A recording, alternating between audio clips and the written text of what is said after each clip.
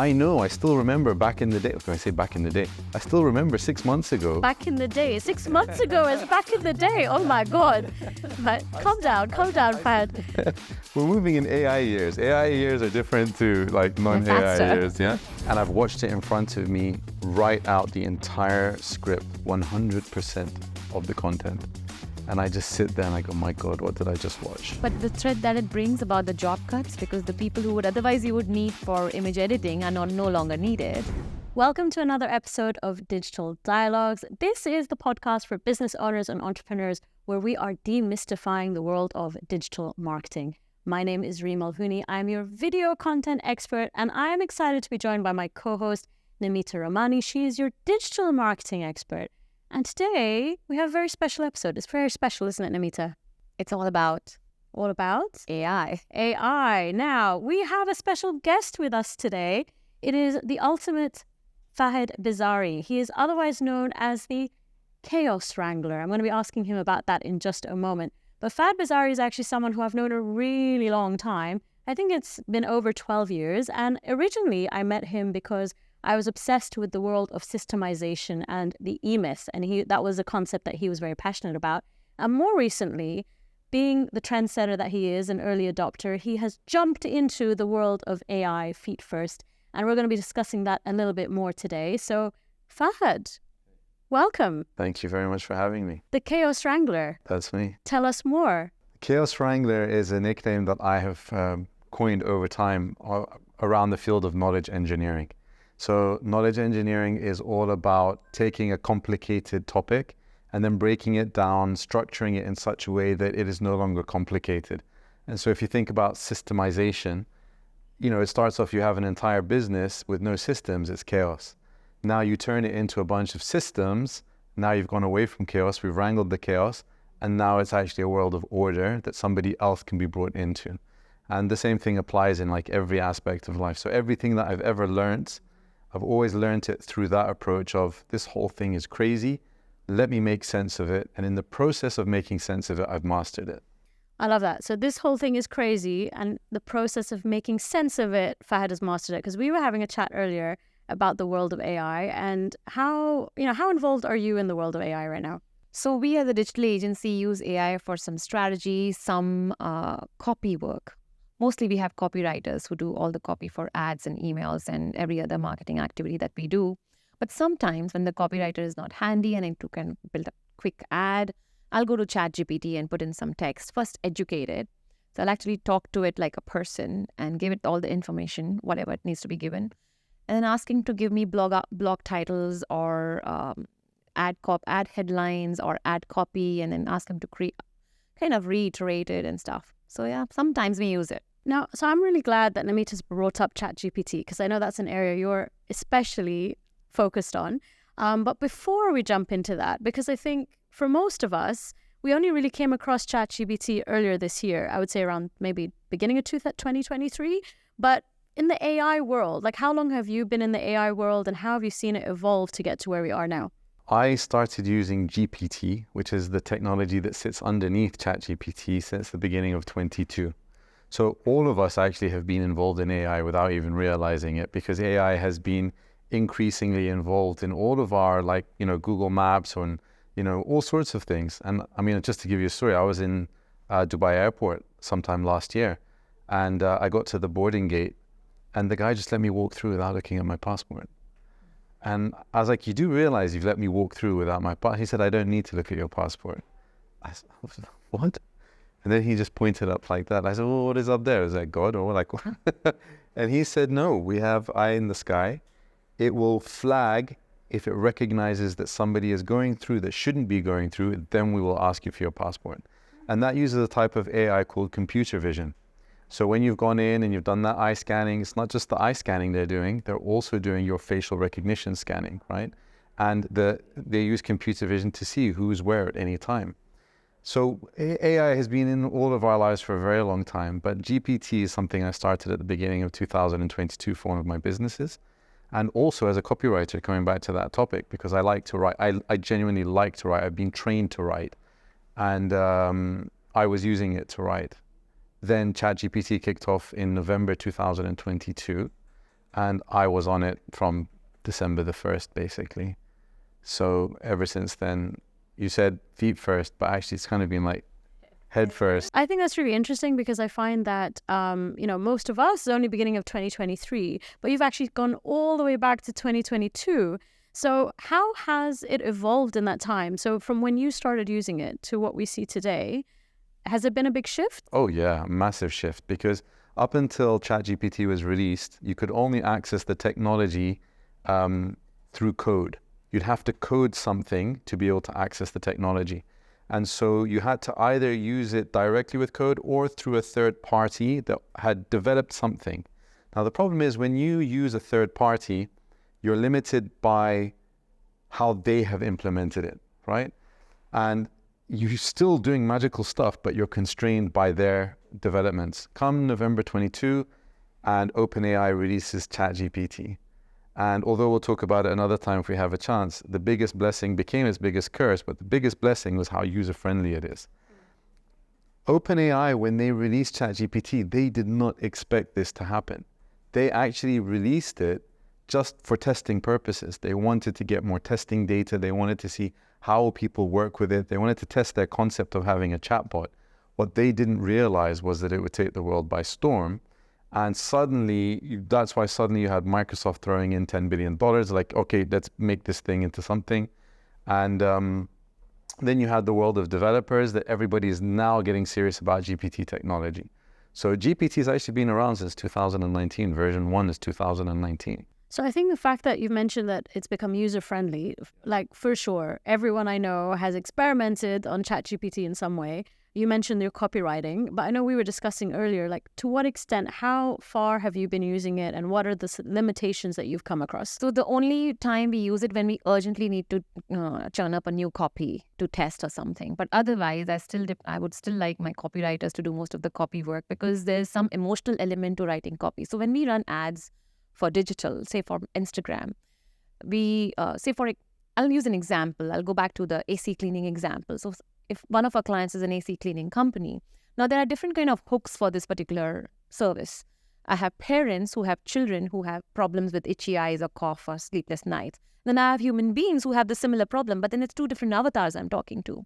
So the copywriter can write a copy which will talk to the parents in a certain way and similarly write a copy which will talk to an individual and their pain problems in different way. Those emotional elements of what actually, so for example, the copywriter is also a parent. She has children who have similar issues. So she can really feel the pain of a mother and take out that emotion within the copy, which Chat GPT probably cannot do that. So I cannot depend on Chat GPT completely for copy ever. We'll always have our copywriters. But in emergency situations, we kind of go towards Chat GPT. This sounds to me like a case for the Chaos Wrangler. You see, I thought so. Because when Namita said this earlier, and she said emergency cases. So tell people what percentage of what you put out there into the world has been supported by Chat GPT in some way? Between the three of us? And everybody else? Yeah.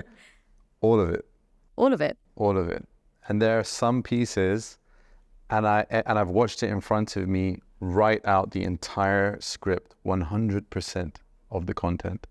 And I just sit there and I go, my God, what did I just watch? I just watched this thing produce my content even better than I would, including all of the emotions. And I'll let you read the specific script I'm talking about now. It's written out and I just look at it and I just think, my God, where has technology come? And if I had been asked to write that myself, it would have taken me hours, if not days, because as you know, in writing, you write something, you leave it, come back and look at it, and you're just like, okay, I need to make changes to that. And you keep on going on these cycles that can last days. And this thing, up until today, I have not yet touched it. The only thing I've done is one of the bad habits that ChatGPT has is it likes to put a comma before the word and in a list. And British English, we don't do that. We never have a comma before the word and. That's the only edits I've had to do on that specific piece. That's literally 100%. Now, if we go back to the example that you were talking about. I have a question on that one. How much did you have to educate it? How much time did you spend doing that? I have to educate it 100%. Now, I was today moderating a panel at a conference. And the person before us who gave the keynote speech, He flew in from New York to deliver it. And he said something that we all know, actually, which is that with AI, garbage in, garbage out, quality in, quality out, you have to educate it, right? And we all know that. However, what I realized, and it was a very profound moment, and I took note of it, is that all of us are depending upon the training and the knowledge that OpenAI has given GPT and Chat GPT, instead of us bringing our own to the table. So in the examples that you gave, whilst you're giving that example, I'm just thinking to myself, I need to record everything that you just said, number one, and thank God you do. Number one. Number two, I just have to give it 5 examples to explain what you're talking about. ChatGPT is going to understand what you're talking about and how to implement it and be able to give you another 50.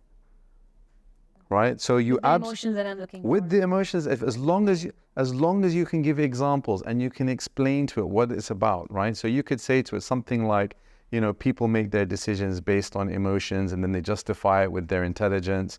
And we need to be able to speak to the pain point of our avatar, which is single mothers or whatever it is. And here are 5 examples. Give me another 5. And boom, boom, boom, boom, boom. 10 seconds later, you've got what you're looking for. And you might need to go around in a couple of circles and you might need to tweak it. But now for that client, you have the avatar, you have the scripts, you have everything. And I told this to somebody today, and I on the one hand, I don't like to say these things publicly, but on the other hand, I'm teaching people this stuff, so I feel like I can't hold it back. I had an interview from a magazine a couple of weeks ago.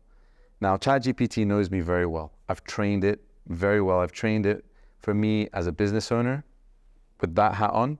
I've trained it with me as a thought leader with that hat on. So I have all of these pre-made priming prompts that if I want it to act on my behalf as a thought leader, I'll bring that out of the bag and I'll inject it. So I said, okay, let's make a priming prompt for this magazine. What does the priming prompt include? Things like their writing style, who their audience is, what they're all about, etc. So I said, okay, ChatGPT, you already know who I am. Here I am. Now let me tell you about who this magazine is. Now let me give you the 7 questions they asked me. Now go ahead and answer question number 1 as me. Thank you. Now go ahead and answer question number 2. Now go ahead and answer question number 3. These are the exact answers you would have otherwise given. So here's what happened. No, better. Because this guy, ChatGPT, is doing each one in 10, 15 seconds. I would have taken going around the bush, running around the merry-go-round for hours and maybe not even reach that point, because when I'm writing something for a magazine, I'm not actually being paid for it. And so the deadlines and the time, it's just a kind of like a frustration, to be able to do that. I appreciate the magazine. I appreciate the opportunity. If they're watching this, guys, I appreciate you. But it's a frustrating experience to go through, okay? Now, what happened after answering all of these 7 questions is that I realized how much overlap there was. And what I'm finding, I'm getting a lot of media coverage these days. And what I'm finding is that the people who are asking me questions don't actually know what they're asking. They themselves have gone into ChatGPT and said, yeah, we need to interview a ChatGPT expert. Please give us some questions to ask him. It's hilarious, right? And what many people don't realize is you cannot actually ask ChatGPT about ChatGPT. Can either of you guess why? Because it doesn't know itself? It doesn't know itself. It doesn't know itself. That's the truth. GPT's knowledge set stopped in September 2021.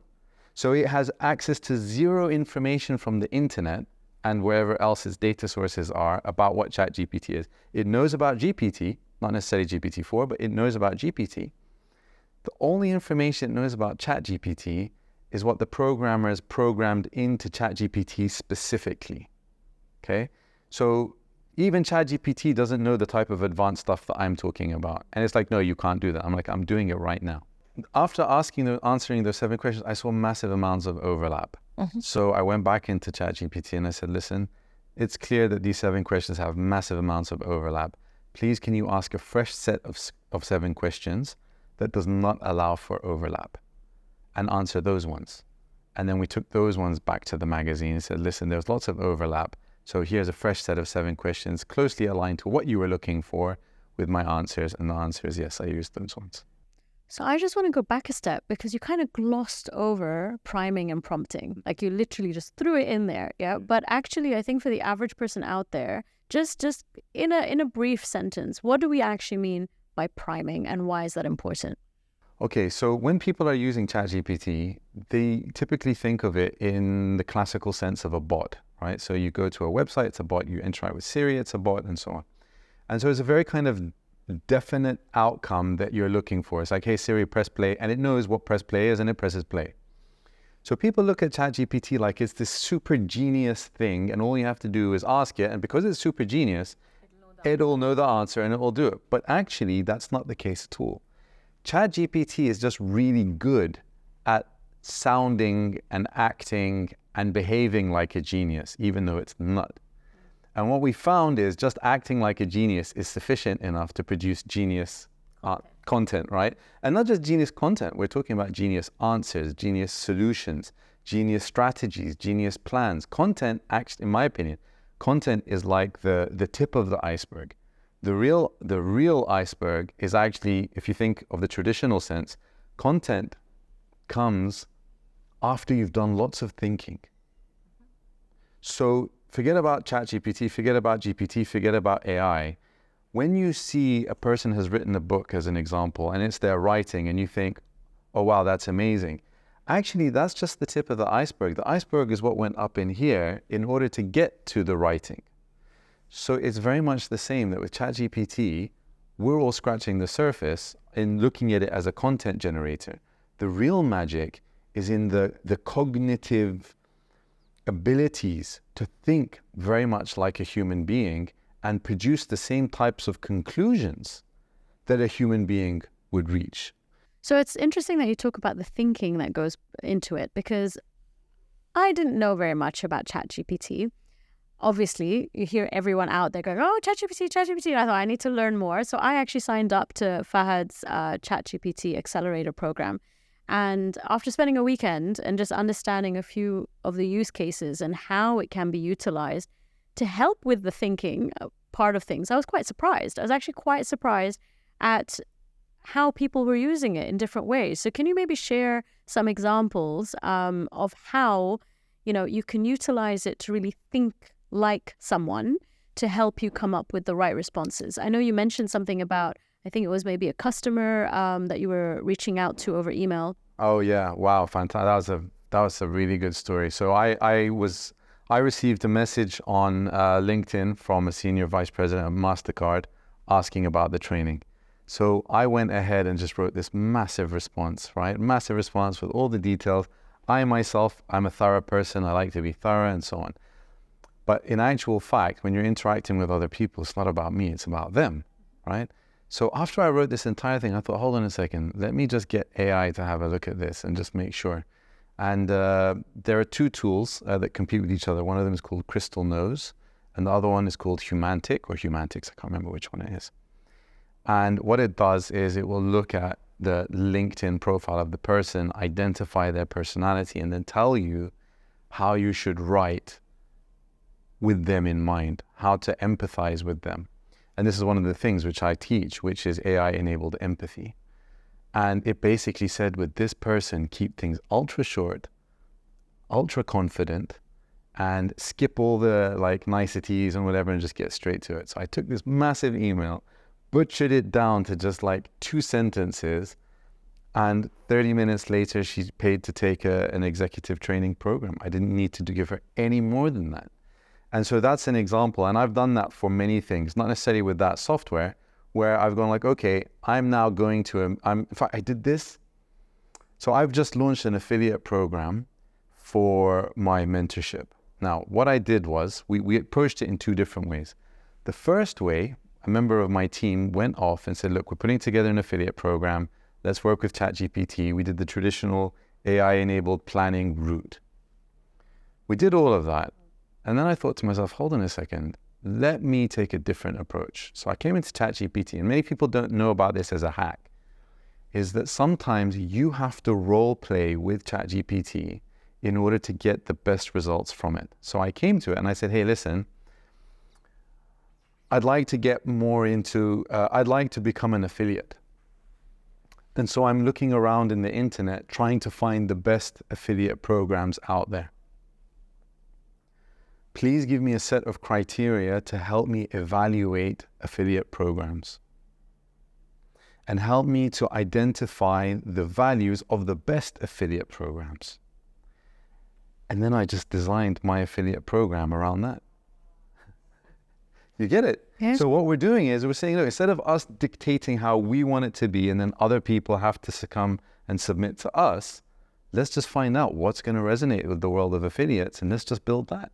So that's what I call AI-enabled empathy, and that I hope answers your question, really. But I also think that it's interesting because we're all talking about Chat GPT, but actually you utilized a couple of other AI softwares to help get to that conclusion. So you mentioned Humantix for LinkedIn profiling, but even the logic is the same. It's about understanding the psychology of the person you're trying to communicate with, and how can Chat GPT or another software help you really get into their head so that the way you communicate with them is more on point. And that example to me really stuck because I don't have time. I don't have time to read these long emails. Had I received, and a lot of people send me these really long, had it been a 2-sentence, there's a higher chance. So I totally can see the benefit of that, although I'm also inclined to give details when I approach someone. So how you behave is not always how your customer or your consumer wants to receive the information. I'm going to test that with the Humantix and Go LinkedIn for it. profile. Yeah, See definitely. How it goes. Definitely. You're going to be Not very tried that surprised. yet. You're going to be very But I surprised. think other than Chat GPT, so you mentioned earlier that it stopped at September 2021. And I know there are other softwares that you use because people get this wrong all the time. They assume that Chat GPT is factual and accurate. Can you share a little bit about that and perhaps maybe some of the other tools that people should look at if they're trying to get to, just get their information more accurate? All right. So from my experience, there's another GPT-powered app called Perplexity. And I consider Perplexity and ChatGPT to be the power couple. Between these two, 99% of my needs get taken care of.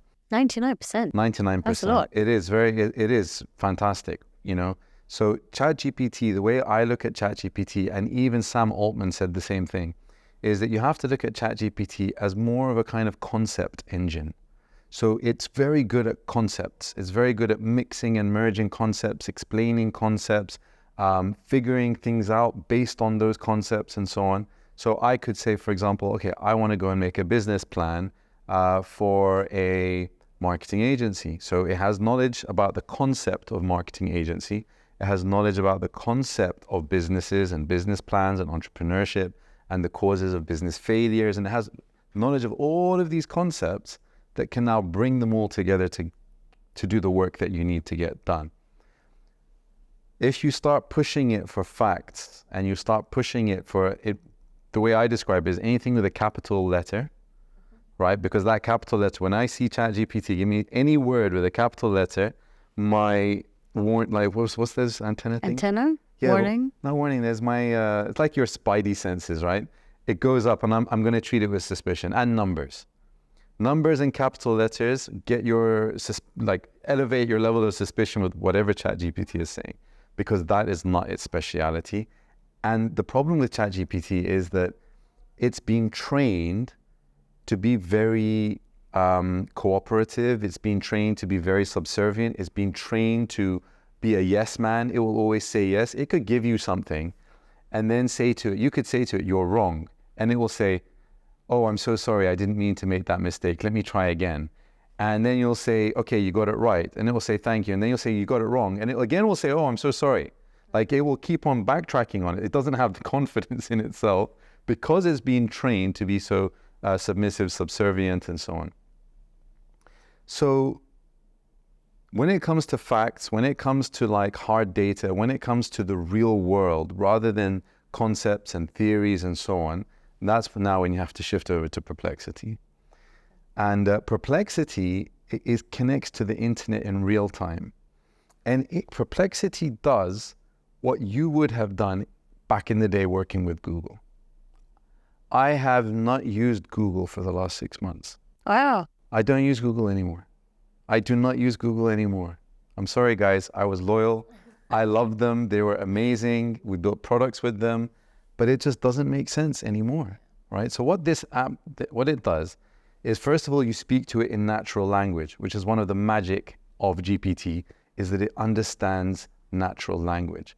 It then takes that natural language, turns it into a couple of queries, search queries, and it then has, and this is where the real magic starts. If you were to use Google, you could only go to Google search once and then go to another page once. It's very linear. But and even if you try to use the web-enabled Chat GPT, it's still linear. I don't know if you've tried those web-enabled. No, I haven't. I've just gone straight to the app. Fantastic. It's just horrible. It's just you sit there like this and it's like loading up page, clicking on result. I'm like, I could just do this myself. This is a waste of my time. But what Perplexity does is sends like 20 robots to go and look at all of the pages on each of those search terms. It then brings all of that content back into place, which is what I used to do as a knowledge engineer. This is exactly what I would do as a knowledge engineer if I wanted to learn about, like, how do I figure out how to calculate bonuses for my employees. I would go to the internet, I would say how to figure out, I'd go to those 10 pages, I'd copy and paste, bring them all into one document, blah, blah, blah. This thing is doing it all. It then looks back at your original question and then answers based on all of that content in light of your original question. So I'm finding this really interesting because although I am semi-enlightened, I've attended the workshop, I spend time with Fahed and learn from him as well, but I'm not ready to let go. My comfort level is still to Google, and I have my document and I copy and paste, and I understand, but I think there's just the fear of letting go, and I don't know about you, how far have you got in terms of allowing Chat GPT? You mentioned you use it for emergencies. Yeah. But beyond that, have you explored using it in other ways? In fact, preparing for a podcast, I was first trying the regular way, which is going on Google and doing some research. And even though there are topics, we still need to find some facts and look for information outside. But then I tried something different. I just told Chat GPT to give me the information, and I kept making it elaborate and give me more explanation. I have not used perplexity yet, but and I learned most of it from Chat GPT then. So the thing of going to Google, I think the dependency on Google is starting to decrease by the day. So what do you do when you see people like us? We get it. We understand, we hear you, but it's just taking a bit of time for us to let go and shift across. I shed tears. You shed tears. Okay. So, no, I'm joking. So we've also been exploring other software programs. What other ways do you use AI in your business? Are there other softwares we haven't touched on that you've been using? So something that we use a lot is image manipulation on Adobe. Adobe has its own AI. So if you want to add a baby to the photo or something, or increase hair or whatever, small little manipulation on images, we do it on Adobe now. Canva has just released a Chat GPT integration. Have you tried that? Which one? So the Canva GPT integration? The integration. So from what I saw, I haven't tried it, but from what I saw, it looked like you had the ability to literally feed the info in Chat GPT, it generates the image, and then you're able to open it up, the image in Canva, and kind of finalize the artwork there. So that seemed pretty cool. It is really cool. One of the comments I saw said, well, Canva has GPT integrated into it already, so why are you doing this in Chat GPT? Now, something just to point on this topic of so many AI apps being out there. I had a guy reach out to me yesterday, actually, and he goes, what is it with you AI people?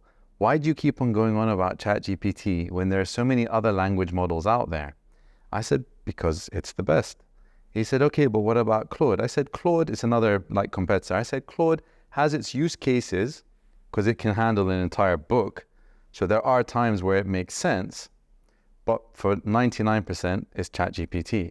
And then he said, okay, but what about Falcon 180B? And I just thought to myself, this guy's literally jumping around, trying all of these different things. And I made that conscious decision from the start that I am not going to be one of these people that are jumping around and actually not making any progress, because I'm comparing myself to where I was 6 months ago. And so if I'm achieving 30x productivity, 50x productivity, I am on fire. Don't talk to me about, 75x. And now I'm not actually going to get it because I have to reset the learning clock back down to 0. And then by the time I get back up to 50x, something else has come up. So you're telling us to commit, basically. Yeah, commit. And Chat GPT, for the foreseeable future. There's another one, Falcon, which we are developing some stuff with that. Is got privacy elements, Llama from Facebook. It's open source. So if you're doing it as a corporate, you can achieve like 80% of what you can with Chat GPT, except that your data is private. And that's a very good trade-off, to sacrifice 20% for the privacy of your data. It's a fantastic trade-off for those corporates that are like ultra concerned about privacy and security. But yeah, I've just started using, because as you know, by virtue of your mentorship and your guidance and your training, I started getting very comfortable with being on the screen. So I used something yesterday or the day before called Opus something with the other, I don't know. I uploaded a 90-minute webinar, and then it just broke it down into those shareable snippets for social media. Amazing. And it did a fantastic job. And it even explained why it chose that bit. It goes, oh, the speaker at this point is... Should use that for our podcast. Oh, yeah, absolutely. Absolutely, 100%. Takes 10 minutes and boom, 100%. So I think that's another area, I guess, because, in my world, we're the video content creation world, and there's so many tools that are popping up right now, which do all kinds of things. So I know, in our team, we've been experimenting everything from, voiceover softwares, which can literally, convert text to voice. I'm not a big fan, because when I hear it, I can still spot it. So when I hear an AI voiceover, I'm like, hang on, someone's used, this does not sound right. But, I don't know if it's a concern or maybe it's just a reality that's me, right? So I think the average person out there is starting to normalize how these voices sound, and it's becoming more acceptable to have an AI voiceover. So whilst I'm sitting there as a traditionalist thinking, no, that I can hear something's off. Am I going to turn into the minority? Yeah, you will turn into the minority for sure. But the hope is that by the time you become the minority, the tech would have caught up, and then it would counterbalance. But the problem is that you would have lost the edge. And this is what I'm trying to tell everybody, that 2023 is the year of the edge. Those people who get on board with all of these things right now get the edge of being ahead of everybody else. Fast forward 1 year, 2 years, whatever the time is, at that point, it all becomes normal. In fact, I delivered a webinar yesterday, and I put on the screen Sigourney Weaver in that suit from Aliens, right? If you guys remember from the film, right? And I said, what she's got wearing this suit is a type of superpower. But how super is a superpower that everybody else has? It has just become the norm. And that is where we are heading. That's the weird future that we're all heading to, is a future where all human beings have superpowers, and therefore superpowers is no longer super. So it's basically the power of being an early adopter. We're in that phase right now where anyone who jumps on the bandwagon and starts to learn it, understand it, see how you can utilize it, is going to be ahead of the curve. So interestingly, because I had a couple of team members, I had one of them ask me, because I asked everyone to start exploring AI tools and software, and one of them said, why are we doing this? Like, are we scared?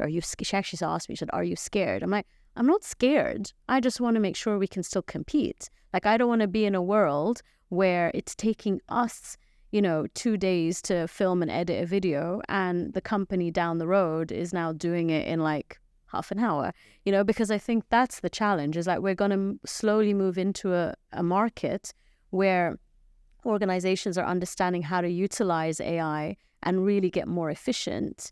And as a result, could be delivering at, a fraction of the speed if we don't jump on that bandwagon. So I'm a big believer that, I'm talking about video because that's my industry, but regardless of the industry you're in, it's seeing how to really, get familiar with those tools, integrate them into your process, and see how efficient you can get. Because if you're not doing it, someone else out there is going to be doing it. Yeah, 100%. The key phrase is operational efficiency, right? But the thread that it brings about the job cuts, because the people who would otherwise you would need for image editing are no longer needed. You see, I got that question too. So another one of my team members goes, oh, does this mean I'm losing my job? I'm like, no, it's about how we evolve, right? It's about how we understand how to utilize these tools and then evolve into machines that know how to take advantage of them. Yeah.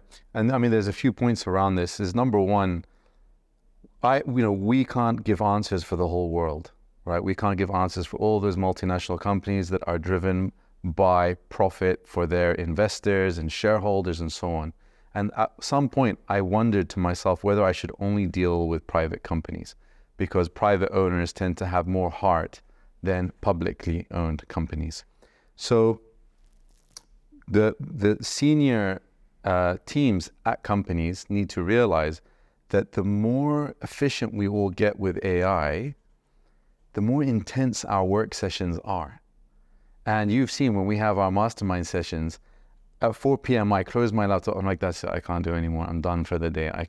But in that 4 hours or 5 hours, I've written 5 articles, 6 articles. What used to take me maybe a week or 2 weeks to write 1 article, in 4 hours, I have written 5 articles. And I'm like, that's it, I'm done. I'm done for the day, I'm gonna go watch some comedy. And that's the situation, is that some employers, when they see that they can get that their staff are working much faster, will be like, okay, get more done. Other employers like me with my team, they're like, okay, can I go early today? I'm like, yeah, just go, man. I know, I still remember back in the day. Okay, I say back in the day. I still remember 6 months ago. Back in the day, 6 months ago is back in the day. Oh my God. Right. Calm down, Fahed. We're moving in AI years. AI years are different to like non-AI years, yeah? And I just don't mind. I genuinely don't mind. I do not have any idea about my employees' hours at all, because I know all of them are AI enabled, and the work that they get done now is infinitely more than whatever they were getting done before the era of AI. I do not even look at the hours. I don't count the days. I'm trusting them to do it. I'm not fussed at all. I'm just curious because there are so many tools and like so many new ones that keep popping up. So, and I know earlier you mentioned like you've obviously committed to Chat GPT, but in terms of how much of your time do you actually explore new tools? Because I'm presuming also as the technology evolves, there's going to be newer, improved versions of software that maybe are the best fit or the right fit now. Yeah, so the way you have to look at it is that there's 2 things at play. One of them is your language model. Which is your language model? So when we talk about Llama or Claude or Bard or Bing Chat or Chat GPT, this is your language model. And everybody needs to choose their own language model. Why? It's not about the content, it's about your thinking cognitive co-pilot. So I need to figure out the affiliate program for my business. I'm going to Chat GPT. I am not going to try and figure that out by myself. I am not going to go to Google. I'm not going to ask around. I'm literally just going to go to Chat GPT, and over the next 1 hour, we are going to figure this out together. So that is my language model of choice. So everybody needs to choose their language model and just stick to it until such time comes that something comes up and you hear from the news that it's wiped Chat GPT off, off the, like Google has one coming out called Gemini. Now, nobody really knows what it's involved. It's more corporate-y, but you never know. They might release something that will wipe the floor with. But you see, you still take the time to explore. You're still investigating, or is that primarily because that's the industry you're now in? Primarily because that's the industry I'm in. So, of course, you know me as the entrepreneur. So there are some things happening in the background which many people don't know. We have one AI, we have built internally a AI newsroom. What this AI newsroom does is it scours the web for news. It then identifies which news items are related to AI. It then checks our database of news to find out which items are new.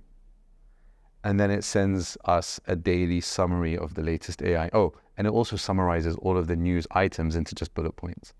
So that's how I personally stay on top of everything, because I have my own private AI-powered AI newsroom.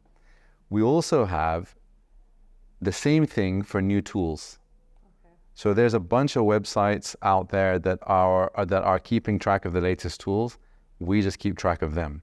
Okay. And so we get a feed every so often of the latest tools and so on. So on the one hand, yes, your language model. On the other hand, the tools that are relevant for you. So in this case, and you said at the start that you'd rather work with the copywriter or you'd rather work with that professional. Unfortunately, because I sympathize with the job situation of everybody in the job displacement, this tool Opus to go ahead and do, I would have paid freelancers in the past to do that. I would have given them the video and I would have said, go and make all of this. But now there's a tool that does it. Let's not talk too much about that. Just yet. I still have a few months left in us. So Hysterical. So yeah, and what you have to do at the end of the day, you have to say, okay, well, look, how much of our time are we doing this thing? How much are we spending? How much is it worth it to investigate into something like this? So if you are a video production company and you're editing all the time, then yeah, go out there and look for what kind of like AI apps are there that would help us become more efficient at editing. Or if you're a marketing agency and you're doing lots of visuals, go and explore with Adobe and so on. You know what I mean? It really comes down to your own needs. Dig your industry and see what tools are available. And go and that. see what's out there and use Perplexity. So, I mean, just as a tip, because I know this is a journey that we've recently gone through, is like I asked the entire team to literally on a weekly basis, like research the various softwares, apps that are relevant to us that can help them do their tasks. And I think that's been an interesting exercise because they've all kind of learned something new. They've come across new tools. Some they've already adopted, some maybe they're not quite right. But I think it's just opened it up to the whole team that this is okay. Because I think there's another part to this, which is like, is it okay that I'm using an AI tool? Like if I'm a designer and an editor and in my world, I'm like, yes, how much time did you save? Oh, that cut hours from your day. Please use it, you know? Whereas I do think, or I'm coming across people who are like, no. I'm not going to do my that. work myself. Yeah. It's been like that. The way you have to approach it is like this. 1 year from now, this is what everyone's going to be doing it. Yeah. Even those naysayers, when they finally taste it, they'll be like, oh my God, what have I been doing? Yeah. The reason why they're saying it is because they can't believe it's actually possible. Yeah. If they knew it was possible, they themselves who would like to spend more time with their family, they'd like to spend more time at comedy shows, whatever they want to spend their time doing, dance classes, when they finally realize you're telling me that I could just press a button and it's going to do what I would do, I'm in. Let's go. You know? So there are more dance classes in my future, basically. This is what I'm hearing. 100%. And you know me very well, Reim. You've seen the videos. But also, you know, in terms of the team getting familiar with it, the other thing I just wanted to mention is that some of the tools aren't quite right yet. You know, so, you know, what I mentioned earlier, like I can spot the AI voice when it's there. But equally, if you look at some of the others, like I look at Midjourney now, and if you go back like a year ago and kind of the designs that came out versus now, like they're so impressive. So I'm very conscious that we may have said no to a tool today, but it's worth constantly rechecking and, you know, as they upgrade and as the technology improves, you may find it is a solution in the near future. 100%, yeah. You have to keep a tab on it, you know. So I think it was at a bit of an advantage today because I have attended Fahed's workshop, so I obviously had a few questions. But what have you learned from today's session? So many things. One, I'm going to check out the software, the perplexity. I don't know why I'm finding it hard to say it, but it's perplexity. It's perplexed. It's perplexed, perplexed, I'm going to check that out. And I'm going to dig more softwares, more AI tools available for our industry because I know there is something for running better ad campaigns and doing more testing, A/B testing for different kind of ads. So I'm going to dig more deeper and see what's available in digital marketing. I think definitely in the content creation space, obviously our core is video. So I've mainly been exploring the video tools. But I think overall with digital marketing, something else that I came across recently was, you know, Fahed touched on it earlier in terms of teaching Chat GPT about your style or your approach, but actually you can probably even take sort of the most successful ads out there or the most successful copy out there and train Chat GPT with those examples so it starts churning those out as well. So it's not just, I mean, just to put it out there, I'm right in saying it's not just educating it on your style, but on benchmarks and best practices out there and how you can use those with your customers going forward. Yeah, I mean, in fact, one of the trainings we did in marketing where the trainer shared that how he took all the Google reviews of a particular service or a product, he put all of the reviews into Chat GPT and told Chat GPT to come up with some ad variations. Amazing. And came up with some interesting ad variations, which otherwise would take a human hours of going through the reviews and coming up with some. I actually hadn't heard that one before. I like that's a new one for me, using Google reviews. I like it. And it's very smart because the best ad copy is the one that uses the words of the audience. Yeah. Because that resonates with them. So if you could just get it to look at that and say, use their words, it's magic. Yeah. And we do that for our clients now, for client campaigns. So I think, Fahed, just to sum this up for our audience, what do you think are the biggest, like someone who, you know, hasn't started exploring this world yet, you know, let's give them like the top 3 things they really should start thinking about doing like now. Number 1 is tinkering. To start tinkering, right? Start tinkering and start trying to push the limits of what you think it can do.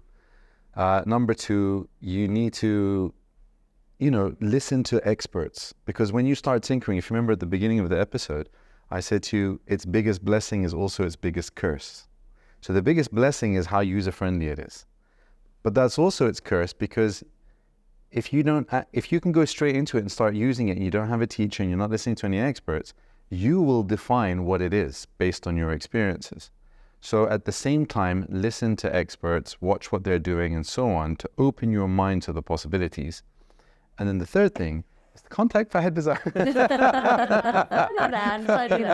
But what do you have coming up? Like, what are you focusing on in this world? So, since February, you said that everybody's really started around February. I got here to Dubai in February, and my father was pushing me to teach people. Like, Dad, I don't want to teach people. This is my secret weapon. He's like, no, you have to. And I got here in February, and I'm speaking to people I was only here for 10 days. Like, my 10-day visit to Dubai has now turned into 7 months. And I'm speaking to people about it, and they're like, yeah, we've heard about it, but we haven't started using it. And I was like, what are you talking about? In fact, you were one of the first people I spoke to. Yeah, I know. That's right. So, and I was telling all these people, I said, listen, just put together a bunch of people and I'll do a free seminar. Because everybody's saying we've heard of it. And I'm like, it's been out for 3 months. How can you have heard about it and not using it? So I'm teaching a 2-day workshop, intense, which is what you attended. And eventually realized that, you know what, there's an entire world out there that are not here in Dubai. I had people from all over the world asking me, when are you going to do online training? When are you going to do online training? And online training mostly is a challenge. It's mostly a challenge. And a lot of people have a lot of negative attitude towards it because they think that us as teachers, all we want to do is record a course, get it out there and get paid. Whereas some of us actually want to transform lives. And so gone past course and turned it into a mentorship. So the Chat GPT Accelerator is now a mentorship program. It's a 4-week mentorship program, I'm aiming to run it once per month on a cohort basis. And then the magic of that is it's all about implementation. It's all about, professionals coming along, learning something, then going and trying to implement it, face the frustrations that come along, because they will come along, bring those frustrations back, and let's work on resolving those frustrations. And then taking it by, they go, okay, now the magic is happening. Yeah. And then let's move on to the next learnings. And that way, at the end of 4 weeks, we create an entire army of GPT magicians. GPT magicians.